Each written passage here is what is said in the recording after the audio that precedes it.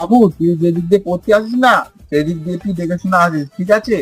মানে একটা মালখোর শুয়ে আছে সামনে, একটু দেখে শুনে আসবি। হ্যালো, হ্যালো বাবা। হ্যাঁ, ঠিক আছে ঠিক আছে, আমি সাবধানে চলে যাবো পড়তে। হ্যাঁ, তুমি চিন্তা করো না। হ্যাঁ, চলে যাবো চলে যাবো। বললাম না তো একবার কে শুয়ে আছে, ওই জায়গায় দেখে আসি মাটা কে শুয়ে আছে।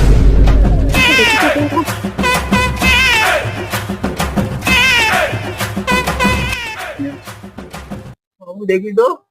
বাবা নমস্কার। বাবা আমার সত্যি আবার আবার